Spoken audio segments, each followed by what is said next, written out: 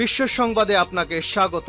শুরুতেই জানাবো হাতে পাওয়া সর্বশেষ আন্তর্জাতিক সংবাদের শিরোনাম, পরে বিস্তারিত।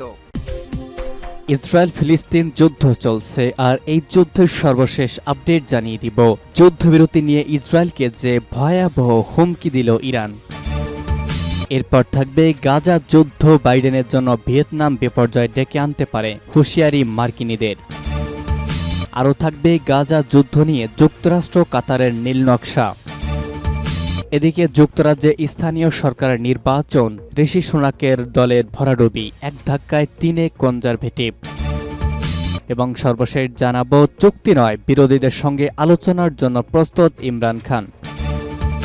যুদ্ধবিরতি নিয়ে ইসরায়েলকে যে সতর্কবার্তা দিল ইরান। বিশ্বের অনেক দেশে ইসরায়েলের বিরুদ্ধে বিক্ষোভ শুরু হয়েছে, এর ফলে দেশটির ওপর চাপ বেড়েছে। গাজায় যুদ্ধবিরতির চুক্তিতে পৌঁছানোর সম্ভাবনা বাড়িয়ে তুলেছে বলে জানিয়েছেন ইরানের পররাষ্ট্রমন্ত্রী হুসেন আমির আবদুল্লাহিয়ান। গতকাল গাম্বিয়ার বানজোলে ইসলামিক কোঅপারেশন শীর্ষ সম্মেলনে তিনি এসব কথা বলেন। ওআইসি শীর্ষ সম্মেলনে আমির আবদুল্লাহিয়ান বলেন, এই সম্মেলনে ইসলামিক দেশগুলোতে টেকসই উন্নয়ন এবং গাজায় যুদ্ধবন্ধের দিকে বিশেষ মনোনিবেশ করে। ফিলিস্তিনের অধিকার পূরণ, গাজায় যুদ্ধ ও গণহত্যা বন্ধের জন্য যথাযথ ব্যবস্থা নেওয়া হবে বলে আশা প্রকাশ করেছেন তিনি। ইরানের পররাষ্ট্রমন্ত্রী বলেন, আমাদের উচিত গাজাবাসীদের জন্য মানবিক সাহায্য পাঠানো এবং তাদের বসবাসের জায়গায় যাতে কেউ দখল করতে না পারে তার জন্য ব্যবস্থা নেওয়া। পররাষ্ট্রমন্ত্রী আরো বলেন, বর্তমান আঞ্চলিক সংকট সমাধানে সহায়তার জন্য সবার মধ্যে সমন্বয়ের জন্য বানজোলে বেশ কয়েকটি চুক্তি হয়েছে। উল্লেখ্য, 7 অক্টোবর হামাসের হামলার প্রতিশোধ হিসেবে সেদিনই গাজার বিরুদ্ধে নজিরবিহীন ও নির্বিচার বিমান হামলা শুরু করে ইসরায়েল। পরবর্তীতে স্থলবাহিনীও এতে যোগ দেয়। এই আগ্রাসনে গত 7 মাসে অন্তত 34,622 জন ফিলিস্তিনি নিহত হয়েছেন, যাদের বেশিরভাগই নারী ও শিশু।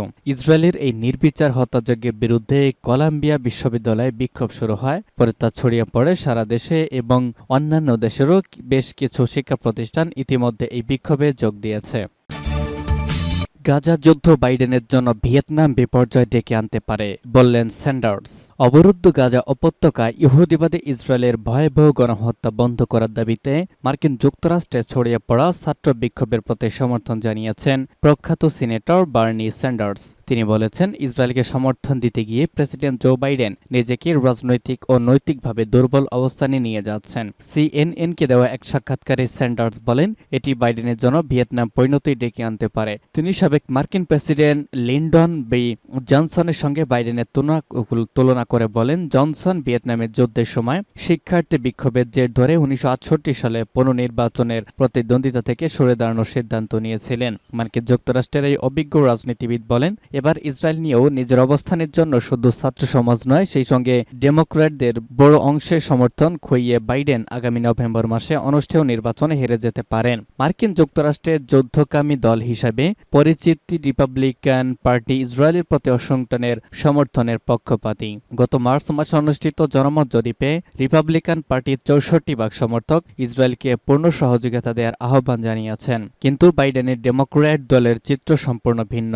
গত বছরের নভেম্বরে অনুষ্ঠিত জরিপেই দেখা গেছে, দলটির মাত্র 18% সমর্থক বাইডেনের ইসরায়েল নীতিকে সমর্থন করছেন। অন্যদিকে শতকরা 75% ডেমোক্র্যাট গাজায় ইসরায়েলি গণহত্যার বিরোধিতা করেছেন। এই অবস্থায় গাজা যুদ্ধের কারণে নিজ দলের সমর্থন ব্যাপকভাবে হারানোর ফলে আগামী নির্বাচনে বাইডেনের পক্ষে জয়লাভ করা কঠিন হয়ে পড়বে বলে অনেকে মনে করছেন।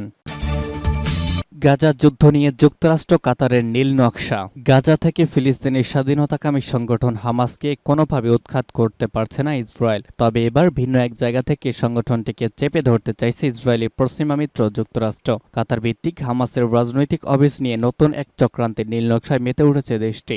নিজেদের পরিকল্পনা বাস্তবায়নে কাতারকেও দলে ভিড়িয়েছে যুক্তরাষ্ট্র।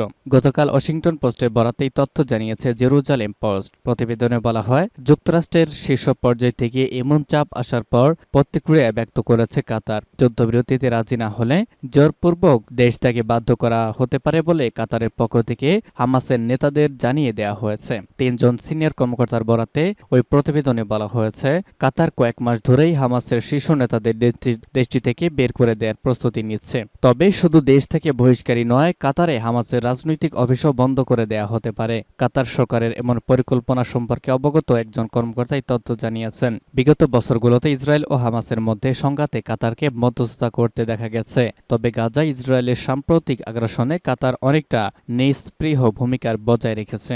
গেল মাসে কাতার জানায় তারা ইসরায়েল ও হামাসের মধ্যে এই পরোক্ষ আলোচনায় মধ্যস্থতার ভূমিকা থেকে সরে আসতে পারে। রাজনৈতিকরা নিজেদের ফায়দা লাভের আশায় কাতারের ভূমিকাকে খাটো করে দেখছে, এমন উদ্বেগ থেকেই নিজেদের অবস্থান পুনর্বিবেচনার কথা জানায় দোহা। নাম প্রকাশে অনিচ্ছুক একজন কর্মকর্তা বলেন, কাতার যদি মধ্যস্থতার ভূমিকা থেকে সরে আসে তাহলে হামাসের রাজনৈতিক অফিস দেশটিতে রাখার কোনো মানে নেই। বাইডেন প্রশাসনের আশা হামাসের নেতাদের কাতার থেকে বের করে দেওয়ার হুমকিতে রাজনৈতিক ফায়দা হতে পারে। তবে ওয়াশিংটন পোস্টকে বিশ্লেষকরা বলছেন এতে আলোচনা প্রক্রিয়া আরও জটিল হবে, কেননা দোহায় হামাসের অফিস থাকা না থাকায় কিছু আসে যায় না, কারণ গাজায় বসে যারা সিদ্ধান্ত নিচ্ছেন তাদের কাছে হামাসের অফিস কোথায় থাকবে তা কোনো বিষয় নয়। ঠিক একই ধরনের আশঙ্কা প্রকাশ করেছেন কাতারের সাবেক মার্কিন রাষ্ট্রদূত প্যাট্রিক থিওরোজ। তার বিশ্বাস, কাতার থেকে হামাসকে বের করে দেওয়া হোয়াইট হাউসের জন্য একটি দুঃস্বপ্ন হবে। এর ফলে ভবিষ্যৎ আলোচনার রাস্তাও বন্ধ হয়ে যাবে। এদিকে যুদ্ধবিরতির ব্যাপারে হামাসের চেয়ে ইসরায়েল ও যুক্তরাষ্ট্রের অনাগ্রহ বেশি বলে দাবি করেছেন গ্রুপটির একজন শীর্ষ কর্মকর্তা হুসাম বাদরান। তার ভাষায় যুদ্ধবন্ধের ব্যাপারে আমাদেরই আগ্রহ বেশি। ঋষি সুনাকের দলের ভরাডুবি, এক ধাক্কায় 3 কনজারভেটিভ। গত 2 মে অনুষ্ঠিত হয়েছে যুক্তরাজ্য স্থানীয় সরকারের নির্বাচন। এই স্থানীয় সরকার নির্বাচনে গত 40 বছর ইতিহাসে সবচেয়ে বড় বিপর্যয়ের মুখে ঋষি সুনাকের ক্ষমতাসীন দল কনজারভেটিভ পার্টি। তৃতীয় অবস্থানে থাকা রাজনৈতিক দল লিবারেল ডেমোক্রেটিক কাছে ভরাডুবি হয়েছে কনজারভেটিভ। খবর দ্য গার্ডিয়ানের। এতে 107টি কাউন্সিলের 2700 কাউন্সিলর ও 11 জন সিটি মেয়র নির্বাচিত হওয়ার জন্য সবগুলো রাজনৈতিক দল অংশগ্রহণ করে। নির্বাচিত 11টি মেয়র আসনের মধ্যে 10টি আসন হারিয়েছে কনজারভেটিভ। 10টি আসনে মেয়র পদে বিপুল ভোটে জয়লাভ করেছে কিয়ার স্টারমারের নেতৃত্বাধীন লেবার পার্টি। তৃতীয় অবস্থানে থাকা দল লিবারেল ডেমোক্রেটিক পার্টির কাছে হার মেনেছে কনজারভেটিভ। সুনাকের দলকে পিছনে ফেলে দ্বিতীয় অবস্থান দখল করে নিয়েছে লিব ডেম। শেষ খবর পাওয়া পর্যন্ত 1140টি কাউন্সিলের পদে জয় পেয়েছে লেবার। লিবারেল ডেমোক্রেটিক পেয়েছে 521টি, কনজারভেটিভ পেয়েছে 513টি, ইন্ডিপেন্ডেন্ট পেয়েছে 228টি, গ্রিন পার্টি 121টি, রেসিডেন্স অ্যাসোসিয়েশন পেয়েছে 48টি। 11টি মেয়র পদের মধ্যে লেবার যে 10টি এলাকায় জিতেছে, গ্রেটার লন্ডন, পূর্ব Midlands, Greater Manchester, Liverpool City অঞ্চল, উত্তর পূর্ব Salford, South Yorkshire, West Midlands, West Yorkshire এবং ইয়র্ক এবং উত্তর ইয়র্কশায়ার।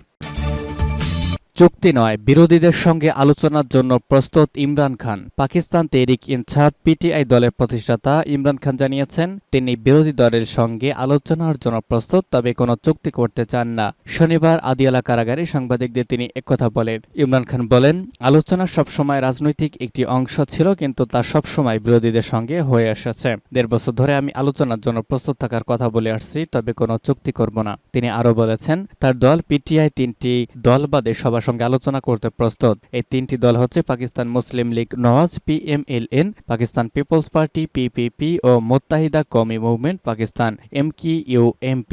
ইমরান খান বলেন, যিনি দেশ ছেড়ে পালাতে চান বা কারাদণ্ড এড়াতে চান তিনি মূলত চুক্তি করেন। জনগণের চুরি করা রায় ফেরত দেওয়া ও বন্দী পিটিআই কর্মীদের মুক্তি দেওয়া হলে তারপরে কেবল আলোচনা হতে পারে।